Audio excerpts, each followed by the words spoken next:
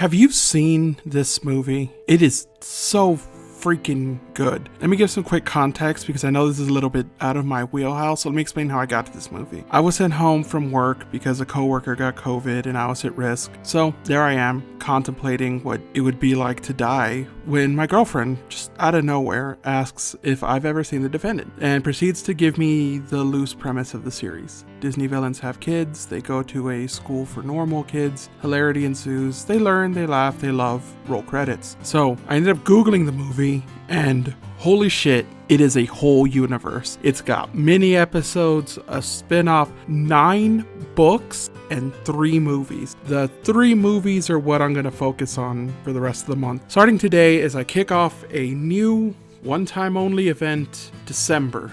It's spelled like on the screen, but it's pronounced December, like the month. Don't make things complicated. So, we start off with a pretty basic summary about the world of Oridan. Beast and Belle got married, assimilated all of the other kingdoms from Disney lore, and then exiled all the villains to an island where they aren't allowed any basic freedom, including, and I wish I was kidding with this, being able to see the fucking sun. This is a Lion King level of exile, where I'm pretty sure they were expected to die on this place. A few years in the future, the Beast's son, Ben, has decided that he's going to open the island to a small number of students so that they can see if the villain's kids can have a normal life. Here, in a pretty good musical number, we're introduced to the titular Descendants. Mal, daughter of Maleficent, Evie, daughter of the Evil Queen, Jay, son of Jafar, and Carlos, son of Cruella de Vil. We don't really get any kind of mention as to who their other parent is, but whatever.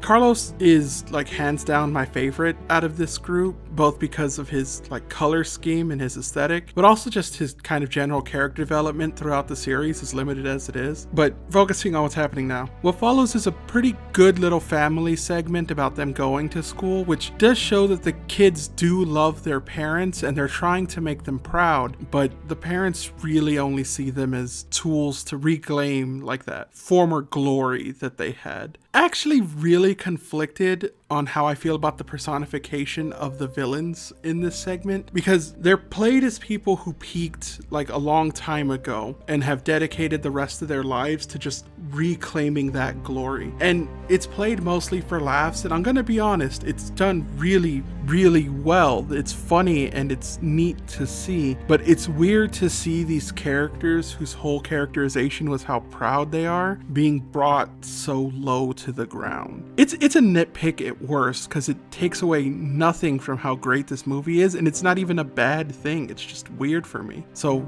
take from it what you will. The kids are taken to their new school in a limousine where they have a great first impression before they meet the fairy godmother, as well as Ben and his girlfriend Audrey, who's Sleeping Beauty's daughter, and very bitchedly points out that Evie isn't a princess because her mom's not a queen in Oridan, even though Sleeping Beauty technically wouldn't be a queen either, since all the kingdoms are united under Beast and Belle. So really only Ben has any kind of royal lineage in this kingdom. But Mal and Ben have a cute little flirt before Mal and Audrey have a surprisingly entertaining back and forth that they kind of keep up throughout the entire movie. I really like their not so subtle passive aggressiveness. It's genuinely impressive how well these kids are, both at acting in general and at playing these specific roles. If I never see them in anything else, this is what I will think of them forever.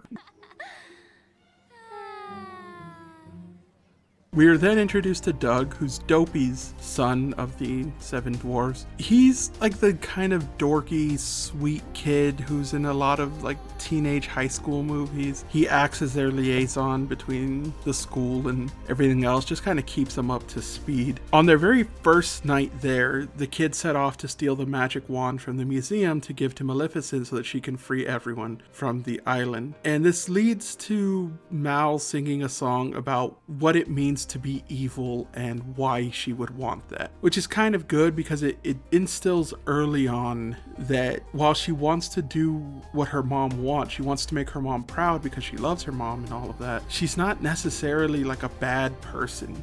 She's doing it because of her parents and not who she is. She sings a duet with her mother, who does a very Broadway kind of performance. It's not bad. It fits her character as she's written in this. Just in general, it's one of the weaker songs of this movie, but by no means a bad song in the whole. They do eventually find the wand, but Jay's impatience and confidence in his ability to steal ends up setting off the alarm, and they have to flee. The next day, during goodness class, the kids meet the fairy godmother's daughter, Jane, who's supposed to be like a very shy and homely looking girl. She has a cute little thing where she's clearly afraid of the kids, and when Jay and Carlos start acting up in class, they're encouraged to try to play a sport called tourney, which Jay immediately takes a shining to, being praised for his, aggression on the field. I actually really like this part because it looks like he's going to be reprimanded for showboating and selfishness. His family has a motto: there's no team and I, which is just look out for yourself and that's all that matters. And you kind of see it a little bit in his actions, but for the most part, he's a decent guy. And he's accepted and encouraged by the coach to keep playing the way he was playing instead of being,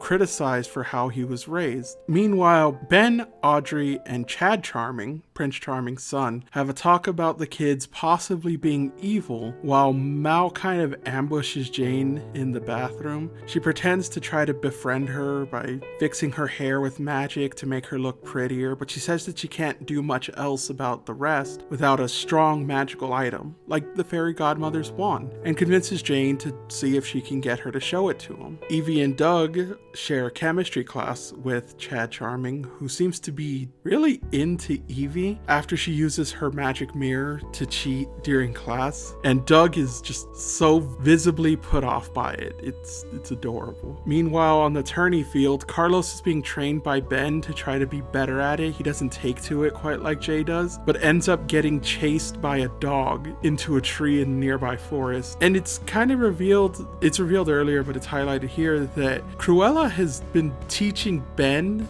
that dogs are horrifying, ravenous pack animals, and he is terrified of them. So Ben gives him the dog, whose name is Dude. He's kind of the campus dog, to help him get over that fear and realize that dogs aren't that bad. While this is happening, Evie and Chad meet under the bleachers, and Evie's trying her best to seem like your generic Disney princess. She even kind of dumbs herself down because she thinks that smart girls aren't princesses. They're not attractive. You're supposed to be kind of ditzy and cute, and you only do household chores like sewing and cleaning and things like that. But Chad is very clearly just using her to do his homework because he knows that she's a smart person, even if she doesn't. So while that fails, Doug saves the day kind of by explaining that the fairy godmother's wand is used at Ben's coronation. Also has like my favorite joke for a big part of this movie.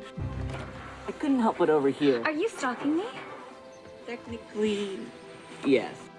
But, he's so good. We're next introduced to Lonnie, who is the daughter of Mulan, who explains that the girls love what Mal did with Jane's hair, and she wants her to do it with her hair, which she does once Lonnie offers to pay for it. While this whole thing is happening, Jay is he joins the tourney team and is having a talk with the coach about what a team is and how a team works. And he really does seem to take it to heart, because the next scene where he's with the other kids and they're kind of lamenting where they are in their plan, he says that, hey, as long as we're together and we're a team, we can do this. And everyone is like visibly surprised that this is his approach. Ben shows up to just kind of give out some advice, where he does tell them that everyone gets to visit the coronation. They close the school, it's a whole thing, but the only people who get to sit in the front row, and thus within reaching distance of the wand, is Ben, his family, and his girlfriend, which prompts Mal to decide time for Ben to get a new girlfriend.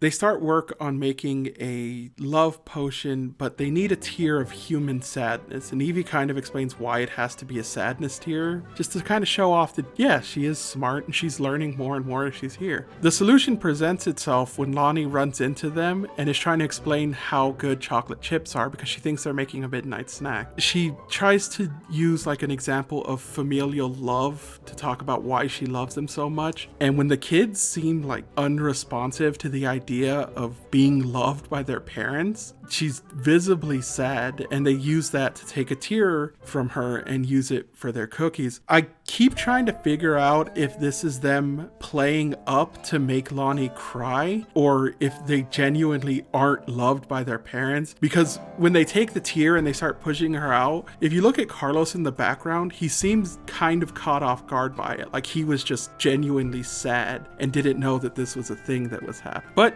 it's made, it's all set up. They trick Ben into eating it before his big tourney game, where Jay and Carlos are sent in at the last minute to pretty much save the game. Carlos doesn't really want to go in. He says that he's not good at it, but Jay is determined that his friend is going to be part of the team. He's going to be part of this machine that wins the whole thing. And yeah, they actually go in and do pretty well. Jay continues to be as good as he was, and Carlos plays pretty well. This is kind of Jay's character point, because this is where he really works with Ben and Chad to win this game, surprisingly. And the announcer even says it's an unselfish play. It's really good for him. Ben then decides to use this moment to declare his newfound love for Mal in front of everyone, with my personal favorite song in this movie and one of my favorite songs from this entire series. It has a very 10 Things I Hate About You feeling, if you remember when Heath Ledger sang at the bleachers, except everyone is immediately into it, which except for Mal, who just seems really kind of embarrassed by it. But like everyone immediately starts singing, well, I guess in Audrey because she's being publicly dumped, but everyone's immediately on board with this relationship. It's really kind of funny. The next day though, in class, Evie is in trouble because Chad has given her magic mirror to the teacher and told him that she was cheating. Doug jumps in to say that she's not cheating, she doesn't need it, she can pass this test on her own, which she can, and Doug is made kind of the hero for this, kind of winning Evie over. But you know, as they really start kind of getting along and getting into it, Mal shows up to take Evie because she has a date with Ben. They end up going to have like a nice picnic dinner at the Enchanted Lake, where Mal explains that they don't have fresh fruit on the island. I don't know what they've been eating, but it's not fruit, it's not flavor food. She's never had a strawberry before. They've never had candy. Mal steals a lollipop from a baby, but apparently it's disgusting. I don't know. It's real weird. And you'll see more examples of this in the future where their food is just not very good. But after some, light flirting, some bonding, going back and forth, Ben decides to go for a swim while Mal sings a very beautiful song about being torn between her mother, who she wants to make proud, but it destroys everything that she's found, and her new life and how happy it makes her. And the visuals to this song are really, really weird because it replays scenes from the movie that you've already seen up to this point, including scenes from like 30 seconds beforehand where they were walking to this date. The best I can figure is that Disney does this thing sometimes where they play music videos from their original movies as an ad for their original movies to kind of get people to watch them when they air on the channel. And I guess this was theirs, and instead of make two different versions of this music video, they just did this instead, and it works. I guess it's not bad. It's just kind of weird. The song's also pretty good. It's not my favorite, but it's good. Oh, real quick aside, this is a personal interest thing. Ben does this really kind of cute thing where whenever he does something physical, like jump off a cliff into a river or attack someone like Maleficent, he does like the beast's roar from the movie.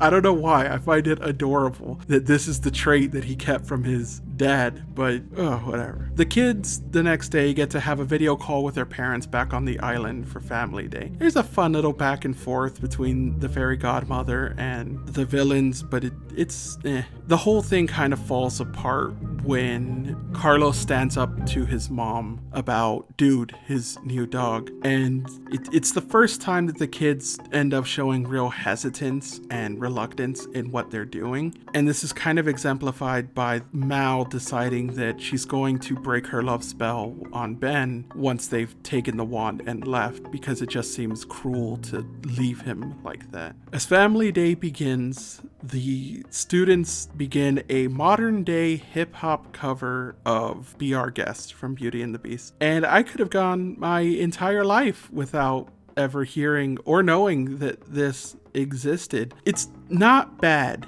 I don't want to be like, oh, it's a cover and that makes it shit. It's not that. In fact, I'll tell you this. When I first heard it, I cringed physically hard. Not like the bullshit way people use cringe on internet comments. Like physically covered my face and cringed. But as I've watched it repeatedly to do this, I end up watching these movies like 4 or 5 times. Can you guess why I don't want to do reviews of movies I don't like? But watching it that many times, it's kind of grown on me. I still don't think it's great, but it's fine. I don't mind it as much as I did at the beginning. Mal is finally introduced to Beast and Belle, who are taken aback by the news that Ben is dating a villain's kid, but they do their best to accept her. And there's actually this cute little moment where Ben and Mal are walking away, and you can kind of see at the bottom of the screen that Mal has this very panicked expression on her face, and Belle almost faints in the background. Like, they were both trying very hard to be positive and strong, but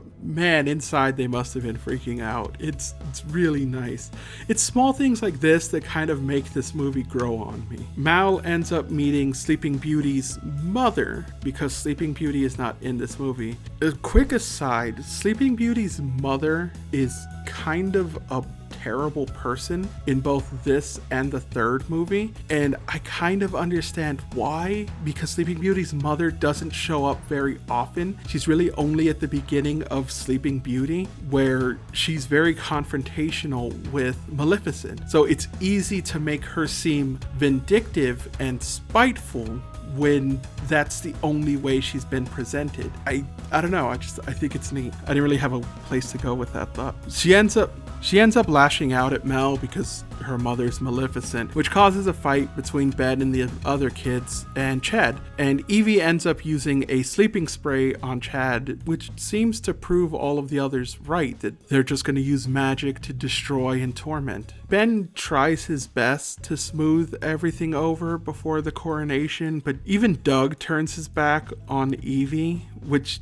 kind of hardens their resolve to steal the wand. And if these kids aren't going to accept them for who they are because of who their parents are, then they'll just be who they are expected to be. It's kind of a nice lesson of villains aren't born, they're made by the people and the situations around them.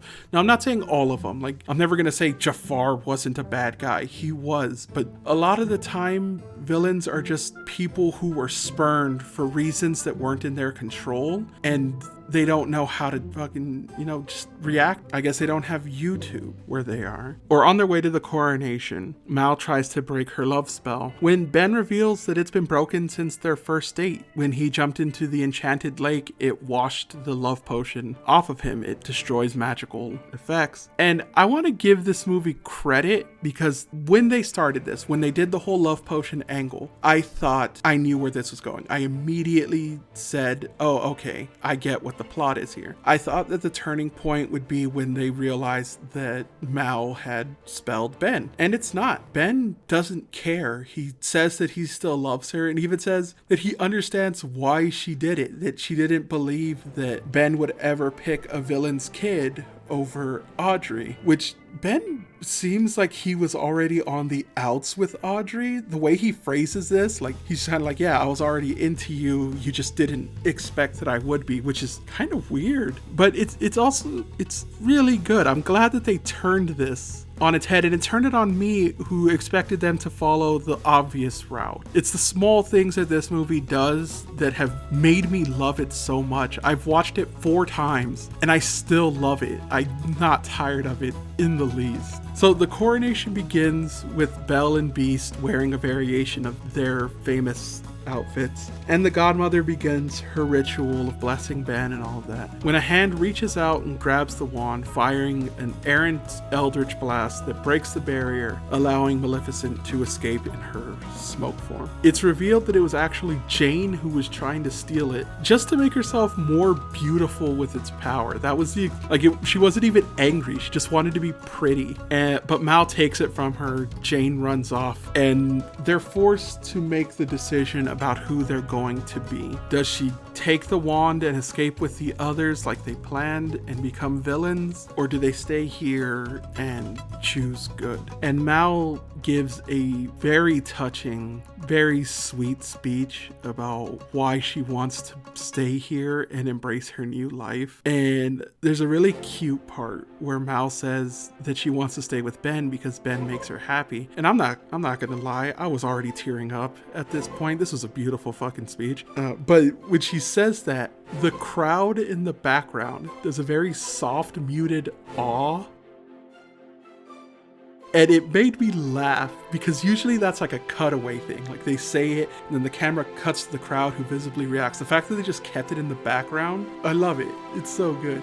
Maleficent shows up to kind of kill the mood and take her wand because she believes that with the wand and the staff, she can free everyone on the island. When Mal refuses to give her the wand and actually manages to steal it back from her, Maleficent goes into her classic standby, becoming a big fuck-off dragon. While she's a dragon and harassing the kids, her and Mal end up in a magical battle of wills where they're locking eyes and I guess like trying to influence each other. And Maleficent ends up turning into a very small lizard. And that's kind of the end of it all. There's a lot of quick wrap-ups that are done. Everyone's happy and they go into a big musical number where everyone seems to pair off. Mal and Ben have a little duet where they perform together. Evie and Doug are dancing in the background, so they seem to be okay after everything. Carlos and Jane dance off together, so I hope that works out. And Jay has a weird moment with Audrey. We'll see how that works out. Mal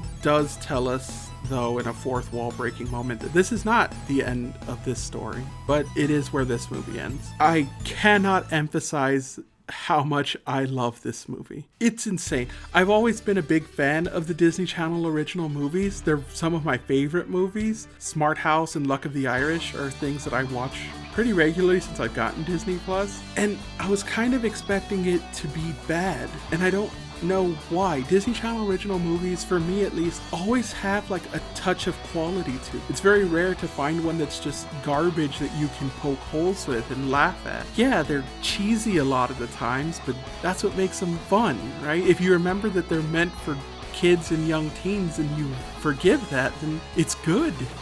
It's cute. It's not Brink, but what's Brink, you know?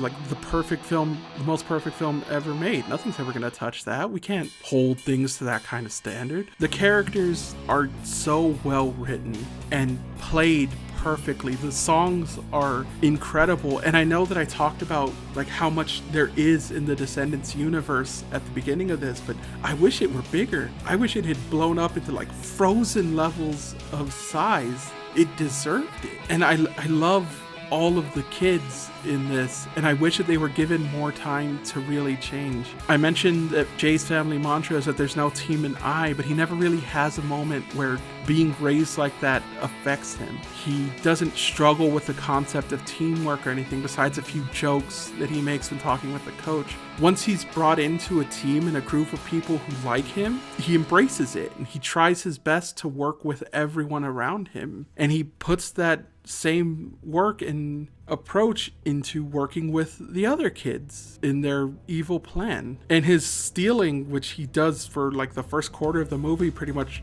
manic, never catches up with him. And outside of the wand thing, it's never a real downside to him doing that. Carlos doesn't really have much of a character arc either, and I know I said that he's my favorite, but his biggest traits are that he's afraid of dogs and his mom, and both of them are taken care of in pretty short order, where he's given Dude, immediately bonds with him, and has him for the rest of the series. And he stands up to his mom when they're on the video call. And yeah, he's still afraid of his mom. He makes a joke about it at the coronation, but you know, he's overcome that fear. He is his own person now. Evie has a pretty full arc.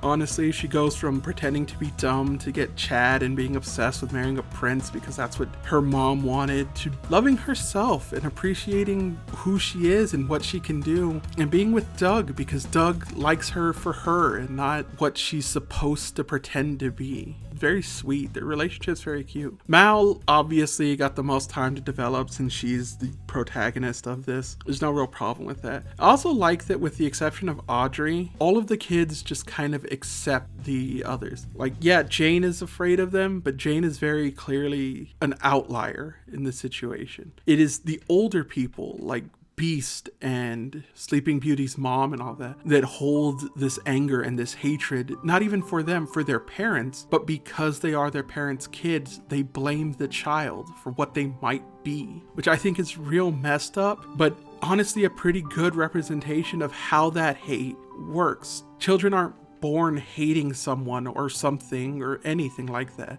They take it from their parents because their parents can't let go of that kind of ideology or that anger.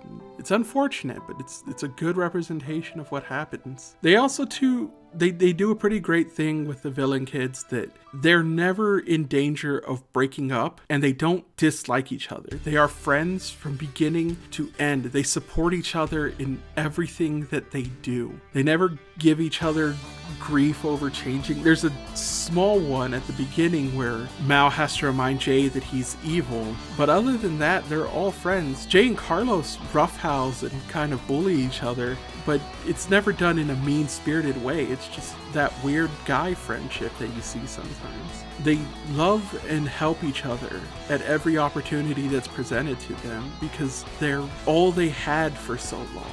And I love that. There's never a part where that is in danger. I'm a brand new fan of this movie and cannot wait to watch the second one again. In fact, I'm not going to. I'm gonna go watch it right now. I'll see you next time. Because we're rotten to the core.